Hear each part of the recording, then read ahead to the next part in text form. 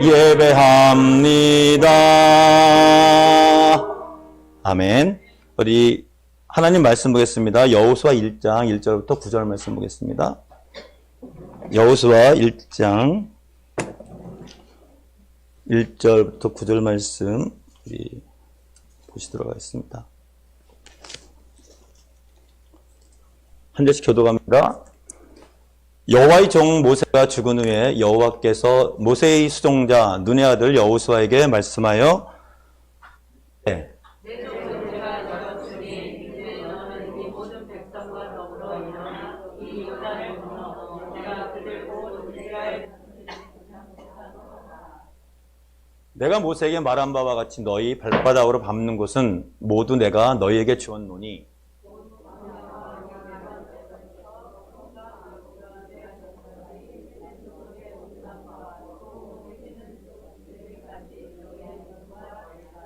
내 평생에 너를 능히 대적할 자가 없으리니 내가 모세와 함께 있었던 것 같이 너와 함께 있을 것임이니라. 내가 너를 떠나지 아니하며 버리지 아니하니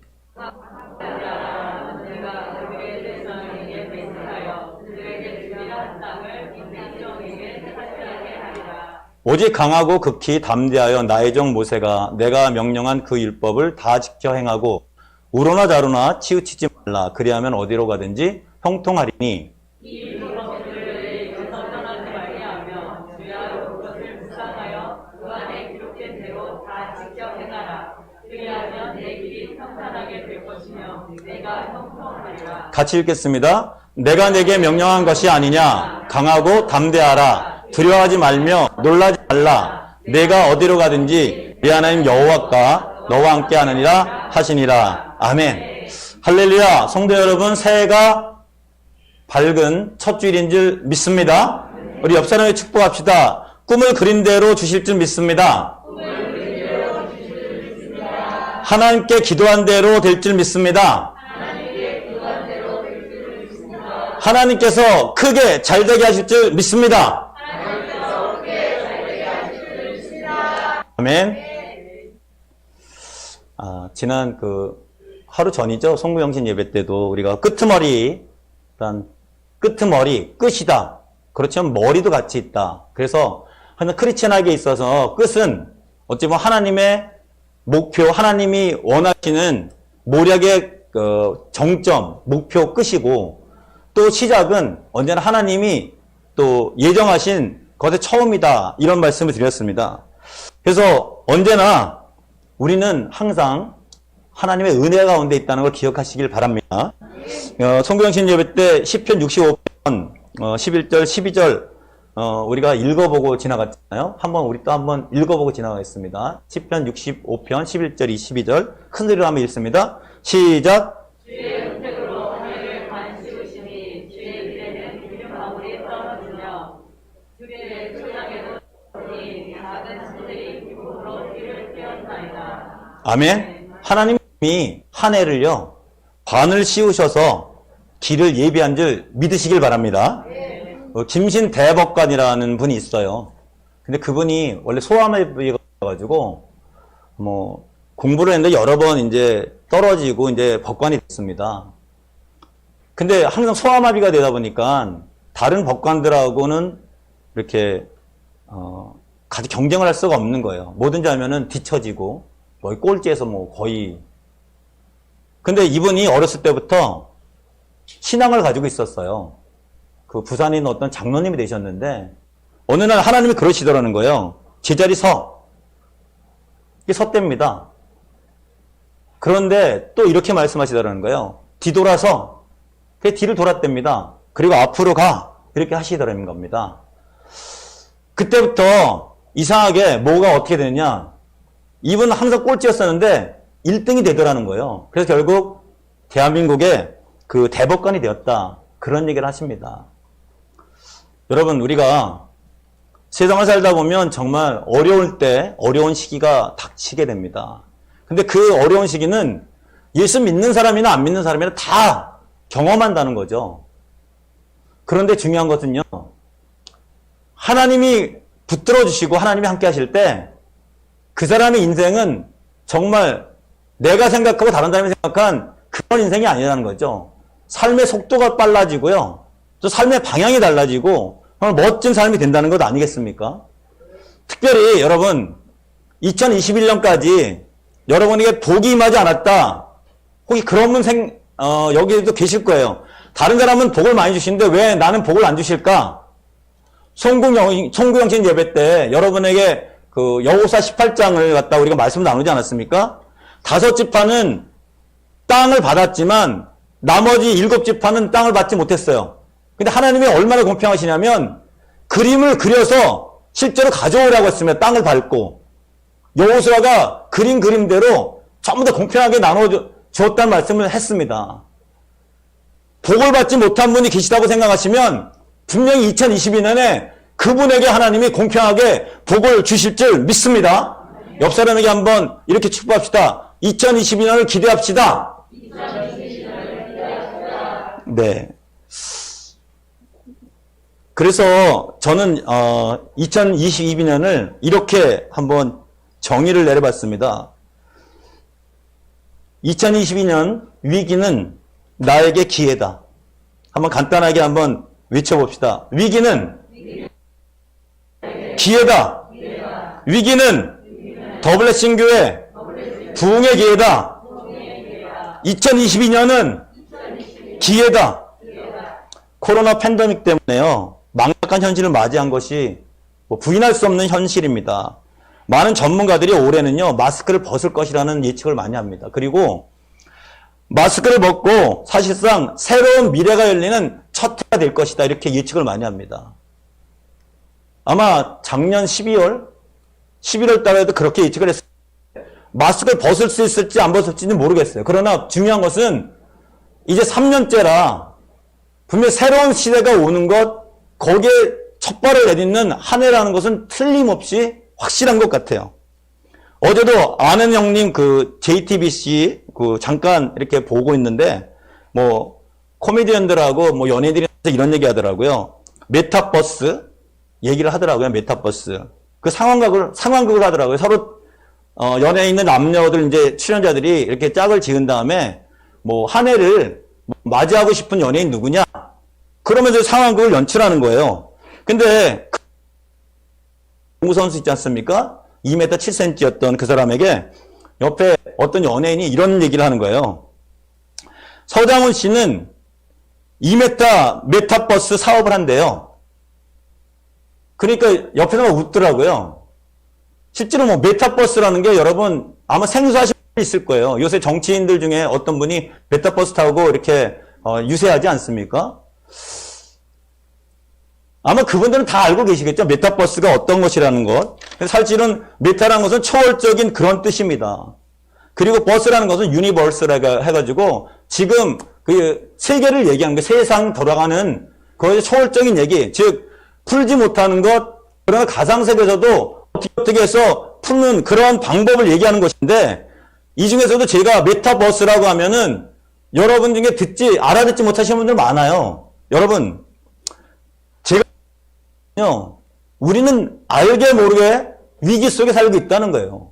단어 자체도 모르는 그런 생소한 단어를 우리가 가지고 있으면서 위기 속에 살고 있으니까 여러분 팬데믹뿐만 아니라 앞으로 세상이 급변하게 바뀔 거예요. 최근에 읽었던 그 기사 중에 정말 환경이 얼마나 많이 변하느냐. 여러분 미국 토네이도 아시죠? 사람이 많이 죽었습니다. 저는 뭐 너무나 놀랐어요. 그렇게 사람이 많이 죽은지 몰랐어요. 제주도에도 지진이 일어난 것 아니겠습니까? 후지산은 지금 터질지 안 터질지 모르겠고 인도네시아 화산 엄청난 겁니다. 캐나다의 이상기후는 중국도 뭐 전체가 거의 한파에 시달리지 않습니까? 그것뿐이겠습니까? 여러분이 사는 대한민국 강릉의 사천진이라는 해변은요. 불과 2년 전에 해변의 폭이 40m 정도 됐었대요. 지금 몇 메타냐? 2년이 지난 다음에 3m밖에 안 된다는 거예요. 그래서 공사를 한 게 아니라 자연적으로 이렇게 됐다는 거예요. 이렇게 대단한 우리가 살고 있어요. 직업도 문제입니다. 저희 아내가 얘기했지만 며칠 전에 뉴스 들은 게 글쎄 은행의 점포를 갖다가 240 몇 개를 없앤다 그러지 않습니까? 많이 생긴다는 거죠. 실제로 80대 70대 되신 어르신들이 무인점포 가서 그거 하는 방법을 방송했는데 컴퓨터를 잘 하시는 어르신도 잘 하기가 힘들다고 하시더라고요. 어찌됐든 직업도 문제고요. 그러다 보니 정보 유출도 불안하고 묻지마 폭행 이런 사회적 문제가 굉장히 많아지는 그 시대에 우리가 지금 살고 있는 것 아니겠습니까? 여러분 교회는 어떨까요? 교회도 예외는 아닙니다. 비대면 예배가 이제는 메타 처치라는 용어가 생기기 시작합니다. 특별히 퓨 리서치 센터라고 미국의 조사기관에서 조사한 세계 각국의 인생에 있어도 가장 중요한 요소는 뭐냐? 여러분에게 한번 물어보겠습니다. 여러분 인생에 있어서 가장 중요한 영향을 주는 요소는 뭐라고 생각하십니까? 세계 많은 사람들이요, 가족이라고 답했습니다. 여러분들도 다르지 않을 거예요. 그리고 삶의 영향을 주는 요소 중에 종교가 얼마나 중요한가? 여러분, 미국 사람들은요, 종교의 영향력을 15% 정도 굉장히 높게 봅니다. 그러면서 굉장히 놀란 게 뭐냐면 한국 사람의 의식이라는 거죠. 한국 사람은 종교에 대한 삶에 영향을 미치는 요소가 몇 프로라고 생각하는지 아십니까? 1%입니다. 1%. 놀라셨죠? 몇 년 전만 해도 우리가 1000만 기독교인 아니겠습니까? 근데 지금은 1%밖에 영향력을 주지 않는다고 생각하는 거예요. 외국 사람들은 전부 다 가족에 대한 중요성을, 한국 사람들의 지금 인식은 어떠냐? 가족, 물질이라고 대답을 했다는 거예요. 한국 사람이요. 누가요? 여러분이 사는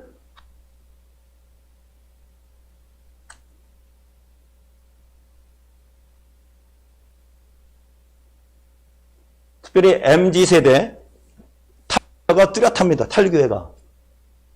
그래도 우리는 여기 어린아이들도 있고요. 우리 청년들도 몇 명 보이는 것 같습니다. 저 나름대로 한번 생각을 해봤어요. 왜 MZ세대가 교회를 자꾸만 떠나고 오지 않을까? 탈교의 현상을 자꾸만 경험하게끔 하는가? 6.25 겪었습니다. 그리고 일제강점기 겪었습니다. 그리고 세계대전도 겪었습니다. 그리고요, 민주운동도 겪었습니다. 그렇기 때문에 그분들은요, 이런 생각을 아마 가지고 있을게요. 제 생각이에요. 뭉쳐야 산다. 그렇기 때문에 조직이 중요하고요. 지도가 중요하고 권위가 중요한 거예요. 왜냐하면 큰 몸집을 가지고 있어야만 그 당시에 대항할 수 있는 그런 나라가 되기 때문에 그런 게 아닐까. 그렇기 때문에 60대 이상은요, 굉장히 권위를 굉장히 중요하게 합니다. 그래서 대를 손은 좀 희생되어야 된다, 이런 생각을 가지고 있는 것이 세대의 생각 아니겠습니까? 그런데 50대부터 40대는요, 베이비붐 시대를 지나서 위로는 민주화 시대를 경험한 세대를 있고요. 밑으로는 밀레니엄 시대, MZ 시대를 경험한 첫 경험을 한 그 사이에 들이기 때문에 어찌 보면은요, 이 가치관의 혼란이 올 수 있어요. 그래서 이분들에게 필요한 건 뭐냐? 다른 거 필요 없습니다. 이론적으로 논리적으로 그게 나를 설득시키면 뭐든지 다 되는 거예요. 법도 마찬가지입니다. 법도 위법이냐 위법 아니냐 법에 기록되어 있는 대로 되면은 50대 40대는요 다 통과되는 겁니다. 그럼 MZ세대는 왜 어떤 시대냐? 이런 기반 위에 급격하게 변하는 속도가 중요한 시대에 사는 MZ세대이기 때문에요, 조직이나 설득 논리보다는 내 자신의 개인 감정과 적응에 이익이 되느냐 안 되느냐, 이것이 가장 중요하다는 거죠. 그렇기 때문에 교회도 하나님의 권위 따지지 않습니다. 논리적으로 설득되는 거 따지지 않습니다. 나에게 이것이 필요한가? 우리가 대하기 때문에 탈교회화가 가능하지 않는, 개인적으로 그렇게 생각을 합니다. 어찌됐든 중요한 것은요, 정치, 사회, 경제, 교회, 환경, 여러분이 사는 모든 것이 위기라는 거죠. 위기 가운데 누가 있냐면 바로 여러분이 계신 겁니다. 그리고 우리는 2020년 위기의 첫 해에 어찌 보면 첫 주일을 지금 맞이하고 있다는 겁니다. 근데 여러분 안심하십시오. 그럼에도 불구하고 저는 이런 생각을 합니다. 하나님은 이보다 더 큰 위기에서도 항상 교회를 지키셨고 예수 믿는 사람을 지키셨고 하나님의 백성을 지켜주셨다는 것, 그리고 세계를 멸망시키지 않았다는 것을 우리는 역사를 통해서 알고 있지 않습니까? 여러분 보십시오. 흑사병이 일어나던 시대, 지금의 팬데믹보다도 훨씬 많은 사람이 죽었어요. 말도 못한 사람이 죽었습니다. 그런데도 패스트가 지나가는 다음에 어떤 일이 일어났습니까?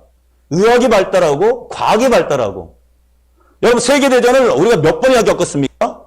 2번 겪었잖아요. 그런데도 불구하고 지나고 나고 나서 어떤 일이 일어났습니까? 굉장히 많은 발전이 있지 않았습니까?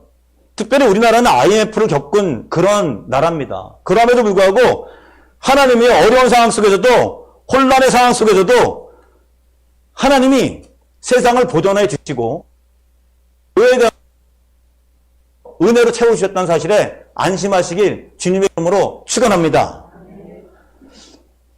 오히려 하나님이 일을 행하는 하나님이신 것을 여러분 인정하십니까?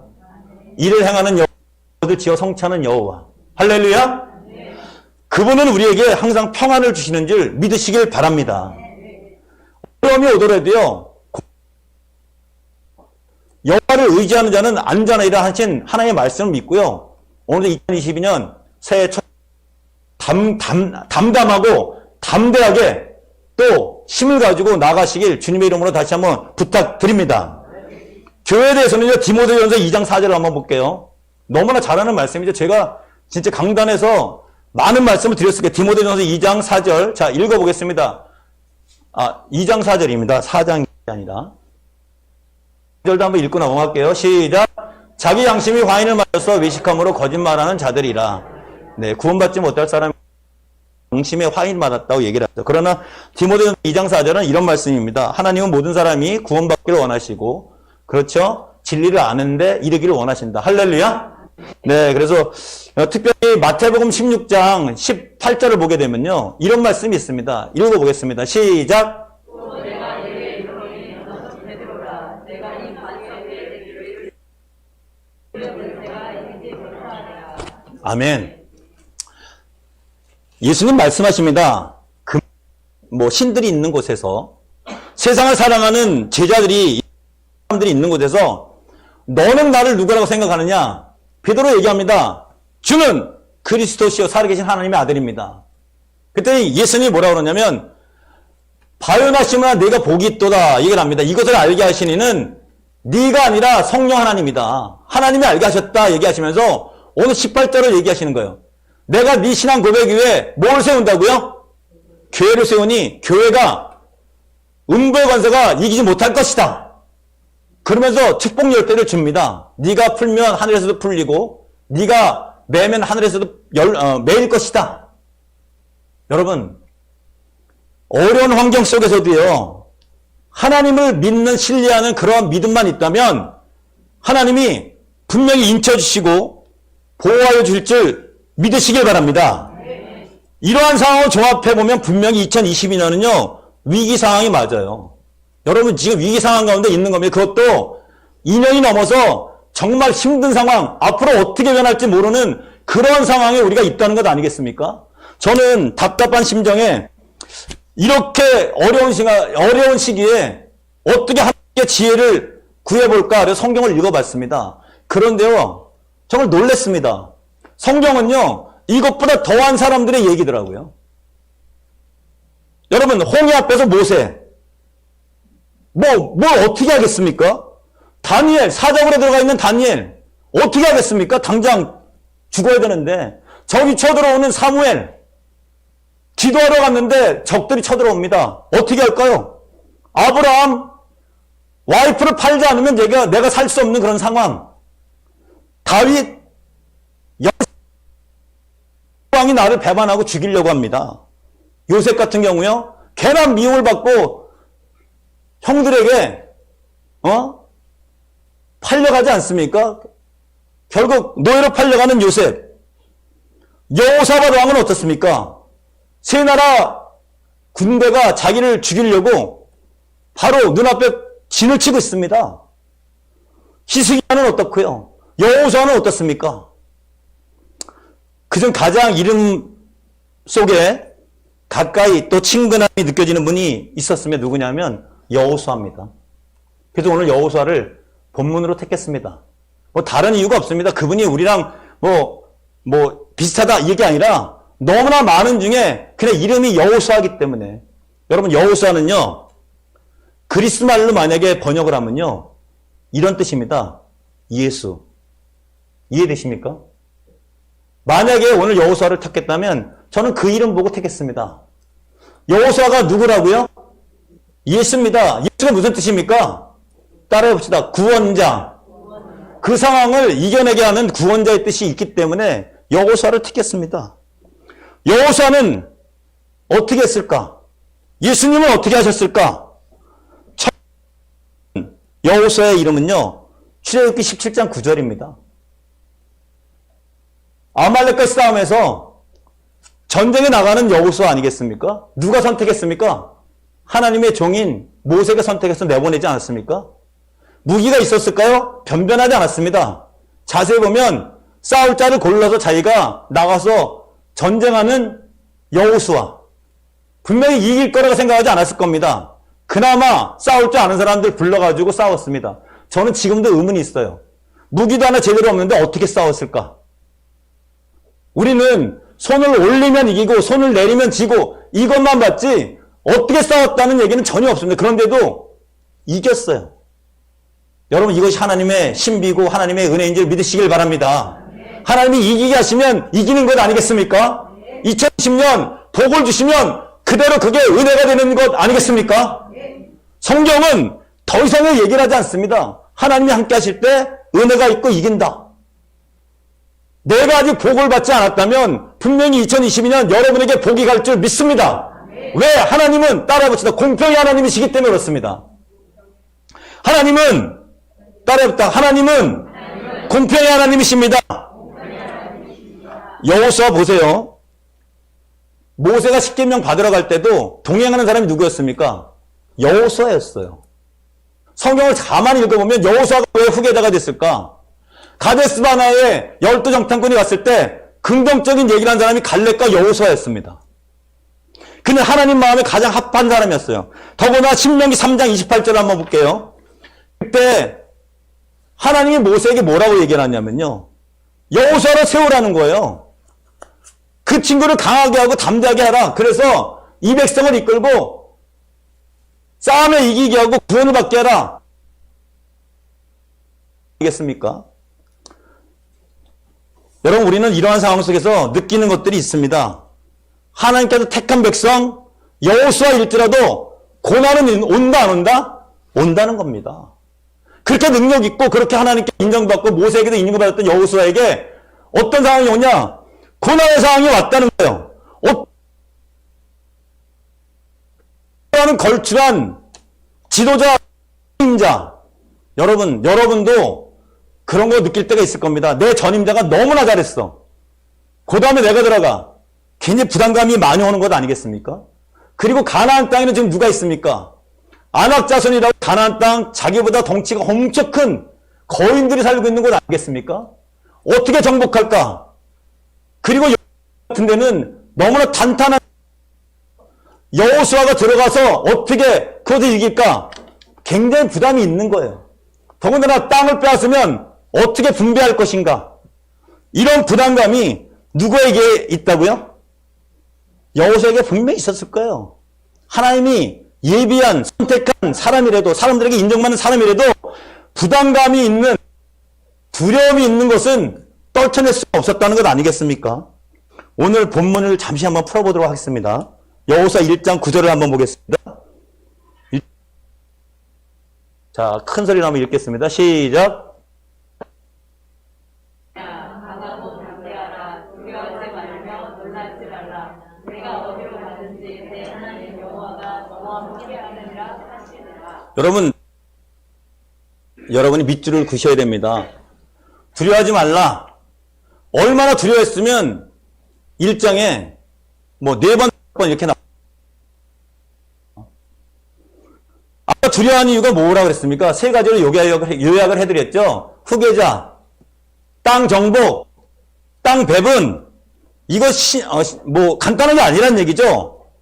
근데 그 두려워하는 것 모든 것을 하나님이 일시에 한 번에 끝냈습니다. 여러분 2022년 여러분 어쩌면 두려움 속에 걱정 가운데 출발할 수도 있어요. 그러나 하나님 오늘 말씀하십니다. 여호와 내 하나님 여호와가 너와 함께 하느니라. 할렐루야. 하나님이 우리와 함께 하시는 믿으시길 바랍니다. 그러면 하나님이 함께 하시는데 왜 우리가 두려움에서 벗어날 수 있느냐? 첫 번째, 강하게 하라고 하는 얘기입니다. 강하게 하라. 강하게 하고 말씀하시지 않습니까? 이런 말은 이런 말이에요. 손에 힘이 있는 상태. 이해되십니까?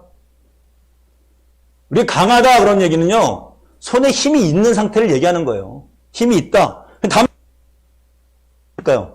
무릎에 힘이 있다.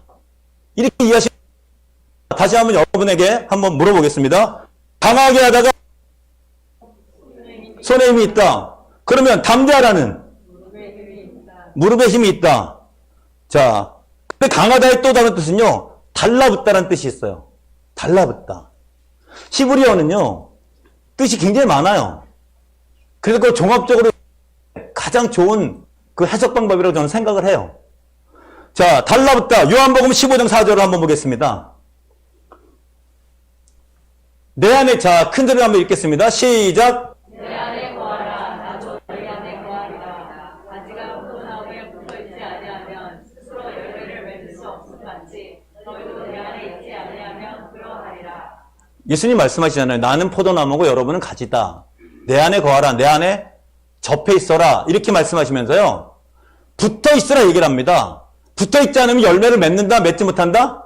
맺지 못한다고 분명히 얘기하십니다. 오늘도 자 강해져야 된다 그러면서 달라붙다는 뜻이다 그랬죠. 여러분 강한 힘으로 달라붙어 있어야만 견딜 수 있다는 건 아니겠습니까? 그러니까 강하라 그 얘기한 겁니다. 담대하라는 얘기는요. 담대하라는 얘기는 마음이 강한 상태란 뜻이 있어요. 또 여러분 보십시오. 왜 발에 힘이 있는가? 왜 담대하라고 했는가? 결국 하체가 튼튼한 사람은 뭐가 강하냐면요. 잘 견딥니다. 버팁니다. 인내력이 강합니다. 그렇기 때문에 발에 힘이 있으면요. 결국엔 마음이 강한 상태가 될 수밖에 없는 거죠. 포기하지 말라 그 얘기 아니겠습니까?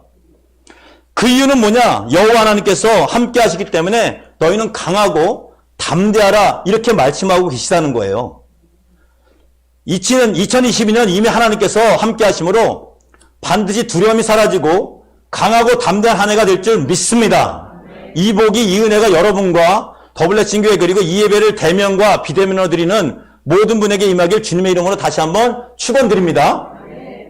관련된 성경 구절 한 군데 더 보겠습니다. 아까 신명기 3장 28절 못 봤는데 한번 볼 수 있을까요? 자, 한번 읽어보겠습니다. 시작! 너는 여호수아에게 명령하고 그를 담대하게 하며 그를 강하게 하라. 그는 이 백성을 거느리고 건너가서 내가 볼 땅을 그들이 기업으로 얻게 하리라 하셨느니라. 아멘. 여러분 지금 이 말씀이 여호수아 1장 말씀하고 비슷하죠. 물론 모세가 쓴 말이기 때문에 똑같습니다. 그런데 여호수아의 오늘 신명기 3장 28절에 담대하라 이 말씀이 오늘 신명기 3장 28절을 보게 되면 뜻을 알게 되면 굉장히 여러분에게 위로가 될 거예요. 우리는 하나님이 강하게 하라, 담대하라 이러면 내 스스로 해야 되잖아요. 근데 굉장히 어렵지 않습니까? 믿음을 가져라 그러면 내가 믿음을 가져야 되는데 어떻게 믿음을 가질 수 있을까? 내가 하지 않습니까? 근데 여러분 신명 3장 28절 다시 한번 읽어볼게요. 천천히 한번 읽어보겠습니다. 시작! 너는 여호수아에게 명령하고 그를 담대하게 하며 그를 강하게 하라. 그는 이 백성을 거느리고 건너가서 내가 볼 땅을 그들이 기업으로 얻게 하리라 하셨느니라. 아멘. 자, 지금 하나님이 여호수아에게 명령하라 그랬는데 명령을 하는데 이렇게 합니다. 담대하게 하라. 강하게 하라. 아까는 담대하라. 강하라 그랬는데 지금은 만들어라 그 얘기 아니겠습니까? 여러분, 우리가 이 세상에서 이 해에 희망을 가지고 살지만요. 우리가 강하게 되는 게 아니고 우리가 담대하게 되는 게 아닙니다. 하나님이 강하게 만드실 줄 믿습니다. 담대하게 하실 줄 믿습니다. 그러니까 우리에게 오늘 이것이 은혜가 되는 것 아니겠습니까? 자, 이제 여호수아 1장 5절 볼게요. 왜 담대하게 될 수밖에, 왜 강하게 될 수밖에 없나? 1절 5절 큰 소리 읽습니다. 1장 5절 읽습니다. 시작! 내 평생에 너를 능히 대접할 자가 없으리니 내가 모세와 함께 있었던 것 같이 너와 함께 있을 것이니라. 내가 너를 떠나지 아니하며 버리지 아니하리니. 아멘. 너를 능히 대적할 자가 없다는 거예요. 하나님이 이렇게 만드시겠다는 얘기 아니겠습니까? 모세와 함께 있었던 데와 같이 너와 함께 있을 것이니라. 내가 너를 떠나지 아니하며 버리지 아니하리라. 그러니까 담대할 수 있고 그러니까 강하게 될 수밖에 없는 것 아니겠습니까? 기뻐하시게 주님의 이름으로 축원드립니다. 6절 한번 볼게요. 6절이요. 1장 6절입니다. 여호수아 1장 6절. 자, 읽습니다. 시작. 강하고 담대하라. 너는 내가 그들의 조상에게 맹세하여 그들에게 주려 한 땅을 네 백성에게 차지하게 하리라. 아멘. 하나님은 말씀으로 약속하시는 하나님인 줄 믿으시길 바랍니다. 근데 그 하나님이 여호수아에게는 약속한 게 아니라 조상들에게 계속적으로 얘기한 것 아니겠습니까?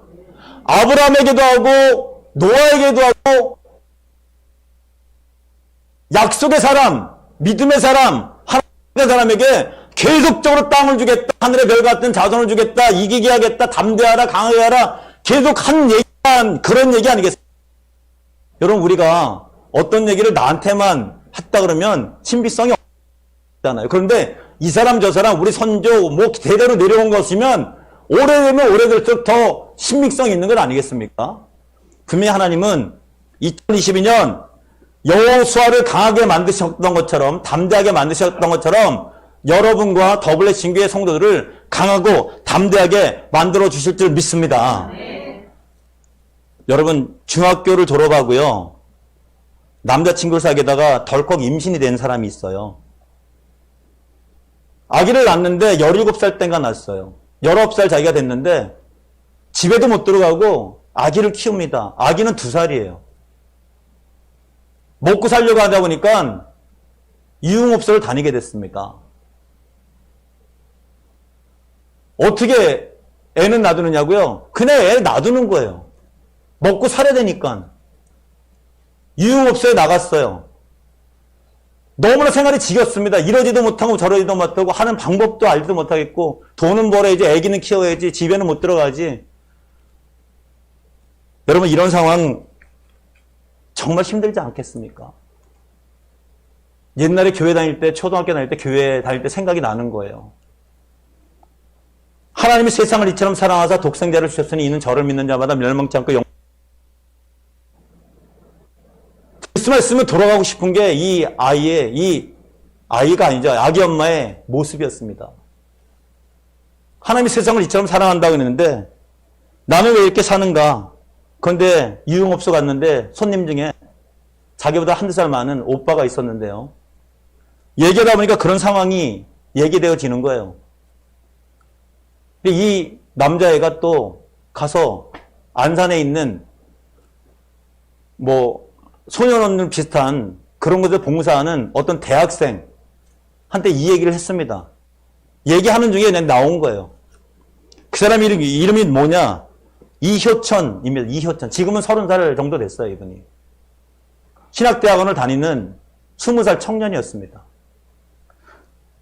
이 사람이 할 수 있는 게 없어요. 이 사람도 대학생이잖아요. 그래서 어떻게 했느냐?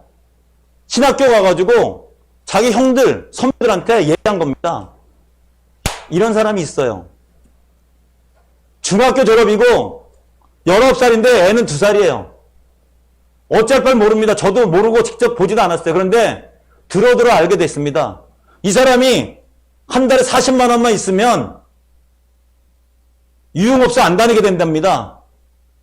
여러분, 하나님이 역사하십니다. 일을 행하시는 분은 하나님인 줄 믿으시길 바랍니다. 그분이 진짜 도와줄 수 있는 길을 만들어 주셨고요. 그 계기로 이 애기 엄마는 유흥업소 빠져나왔습니다. 그래서 애기랑 지금 행복하게 살고 있답니다. 이 청년 아무것도 할 수 없었지만요, 계속 소문에 하니까 자기한테 도와달라는 사람이 너무 많아져가지고요, 사단법인 링크를 설립했습니다. 그리고 정말 많은 사람, 청소년, 아기 엄마들을 구제하는 일에 최선을 다하는 선교사가 됐습니다. 여러분, 성경에도요, 정말 어쩔 수 없는 상황이 됐을 때 어떻게 하느냐? 여러분, 역대하 20장 12절을 한번 볼게요. 한번 큰 소리로 한번 읽겠습니다. 시작. 우리 하나님이여 그들을 저절하지 아니하시나이까. 우리를 치러오는 이 큰 무리를 우리가 대적할 능력이 없고 할 줄도 알지 못하고 오직 주만 바라보나이다 하고. 아멘. 지금 여호사밧 왕이요, 밖을 바라보니까 암몬, 모압, 그 세일 땅 거민들 세 나라가 자기를 쳐들어오고 있는 거예요. 자기 실력으로 도저히 이길 수가 없습니다. 밑에 보시면 이렇게 써 있지 않습니까? 어떻게 할 줄도 알지 못하고, 그래서 누구만 바라봅니까? 오직 주만 바라봅니다. 여러분, 2022년 분명히 혼란 속에 있습니다. 위기 가운데 있습니다. 어떻게 할 줄도 모르고 대적할 능력도 없고 어떻게 될지 모릅니다. 팬데믹 때문에, 먹고 사는 문제 때문에, 시험 때문에, 직구하는 문제 때문에, 인간관계 문제 때문에, 질병 때문에 두렵고 힘듭니다. 그러나 어찌 할 바를 모르겠습니다. 능력도 안 됩니다. 눈에 보이는 거 없습니다. 손에 잡히는 거 없습니다. 귀에 들리는 것도 없습니다. 마음으로 생각하는 것도 없습니다. 엄두가 나지 않습니다. 어떻게 하라고요?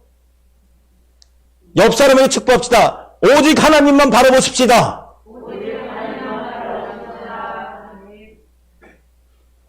여호사밧 왕이요, 하나님만 바라봤습니다. 그랬더니 결과가 어떻게 됐냐면요, 세 나라가 와가지고 두 나라 한 나라가 싸워요.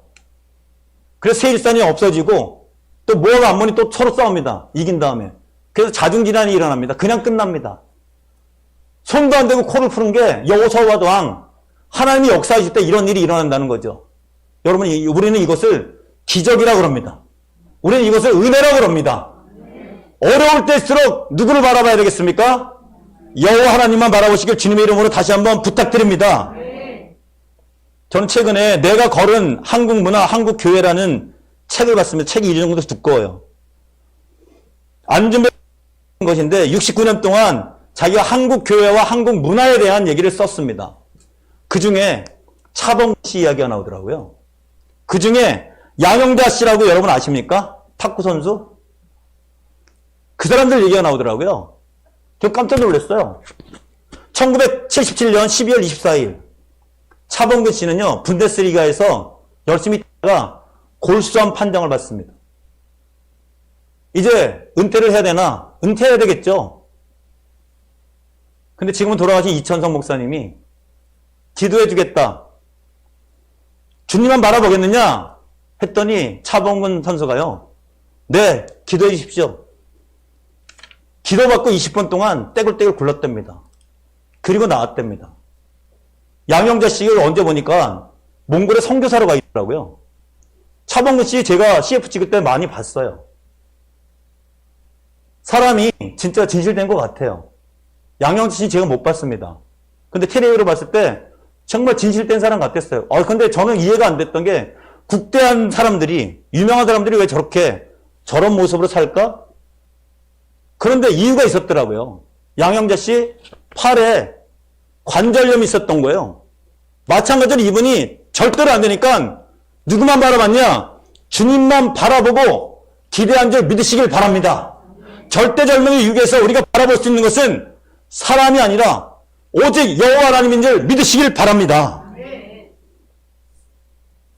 여호사 1장 8절을 보겠습니다. 큰 소리로 한번 읽겠습니다. 시작. 이 법칙을 내 입에서 떠나지 말게 하며 주야로 그것을 묵상하여 그 안에 기록된 대로 다 지켜 행하라. 그리하면 내 길이 판단하게. 아멘. 여러분 모두가 형통의 복이 임하길 주님의 이름으로 축원드립니다. 여러분, 형통 그러니까 굉장히 좋으시죠? 아멘. 할렐루야. 근데 여러분, 이 형통이란 복이요, 이런 뜻이 있어요. 신중하게 행동하다. 큰 소리 한번 외쳐보겠습니다. 신중하게 행동하다. 왜 신중하게 행동하는지 아세요? 잘 보세요. 하나님 말씀대로 입을 떠나지 않게 하고 주야를 묵상하고 기록한 대로 행하니까 함부로 행동할 수가 없는 거예요. 신중하게 행동할 수밖에 없는 겁니다. 제가 예를 한번 들어드릴게요. 요 말씀만 제가 마치고 여러분이 정말 이 말씀을 2022년 진짜 내일의 말씀으로 받고 가셨으면 좋겠습니다. 역대하 20장 14절 15절을 볼게요. 보여줄 수 있나요? 역대하 20장 14절 15절. 아까 여호사밧 왕 군대 아까 위기에 처했지 않습니까? 그런데 20장 20절에는 여호와를 신뢰하라 그리하면 경고케 되리라. 선지자를 신뢰하라 그리하면 형통케 되리라 이런 말이 있어요. 그런데 14절에 야하시엘이라고 하는 선지자가 이런 얘기를 합니다. 큰 소리로 한번 읽겠습니다. 시작. 여호와의 영이 해주 가운데서 레위 사람 야하시엘에게 임하셨으니 그는 아사사손 마스다냐의 햇손이요 여이엘의 증손이요 나나의 손자요 스가라의 아들이더라. 야하시엘이 이르되 온 유다와 예루살렘과 주민과 여호사밧 왕이여 들을지어다. 여호와께서 이같이 너에게 말씀하시기를 너희는 이 큰 무리로 말미암아 두려워하거나 놀라지 말라. 이 전쟁은 너에게 속한 것이 아니요 하나님에 속한 것이니라. 아멘. 야하시엘이 이런 얘기를 했잖아요. 이 전쟁은 누구에게 속한 것이다? 하나님께서 속한 것이다. 그러면 하나님은 용사시기 때문에 무조건 이깁니다. 할렐루야. 그러니까 걱정할 것이 없는 거예요. 우왕좌왕할 것이 없는 거다. 위기상황이라도 이 전쟁, 이 위기는 너에게 속한 것이 아니다. 누구에게 속한 것이다? 하나님께 속한 것이기 때문에 하나님이 알아서 처리해 줄 것이다. 그러니까 조급하지 않습니다. 놀라지 않습니다.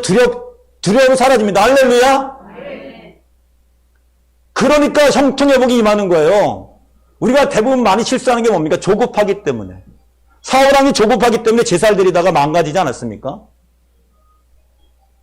여러분, 하나님의 말씀을 듣고 선지자 하나님은요 아모스 3장 7절에 말씀하지 않고는 행하심이 없다 그랬습니다. 선지자에게 말을 하든지 아니면 말씀을 말씀하든지. 여러분 2022년 여호수아 1장 8절의 말씀처럼요 하나님의 말씀을 멀리하지 마시고 묵상하며 지켜 행하시길 주님의 이름으로 축원드립니다. 그러면 우리의 삶이 어떻게 되느냐? 신중하게 행동하게 되기 때문에 형통회복이 임하게 될 줄 믿습니다. 위기라고 생각하지만 위기가 아니라 이 위기는 우리의 위기가 아니라 누구의 위기라고요? 하나님의 위기인 줄 믿으시길 바랍니다.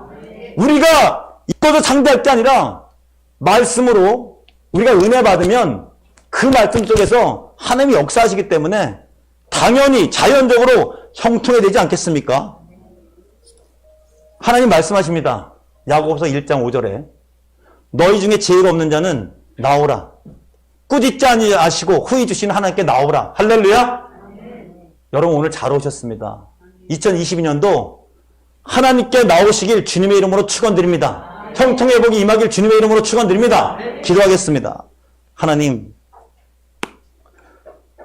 오늘 첫 주일 하나님 여호수아의 말씀을 통해서 하나님 말씀을 묵상하고 지켜 행하라고 했습니다. 그리하면 형통회복이 임한다고 했습니다.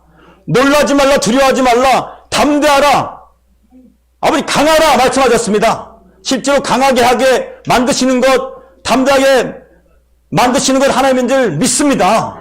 하나님께서 은혜 주셔서 우리 사랑하는 원족들, 특별히 더블 사랑하는 원족들에게 2022년 강하고 담대하고 정말 형통회복이 임하게 은혜를 더하여 주시옵소서. 이 모든 말씀 우리 주 예수 그리스도 이름으로 기도드렸습니다. 아멘. 자, 우리 오늘 특별 헌금송이 있습니다. 여성들이 나와서 헌금송 해주시겠습니다. 그래서 여러분 또 헌금 하나님께 봉헌하도록 하겠습니다. 나오시겠습니다.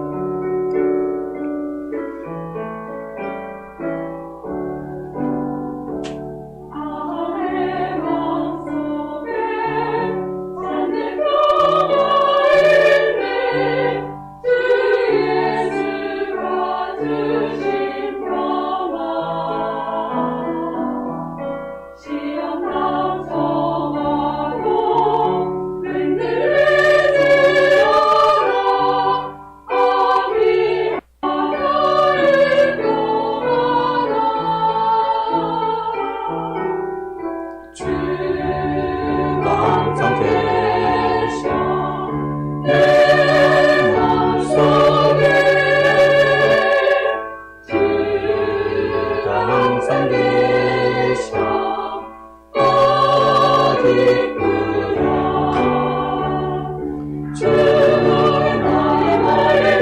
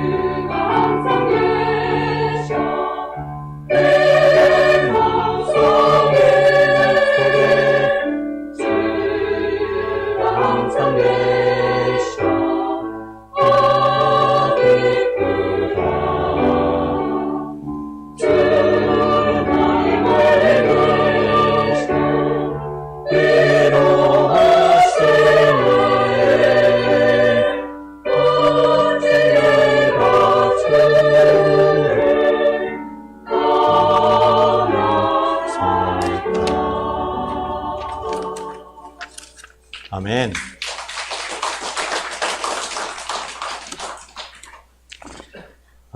광고는요, 여러분, 송구영신 예배 때 참석 못하신 분들 있으세요. 근데 기도 제목 있으시면 저기 나가면 여기 A4용지 같은 거 있거든요.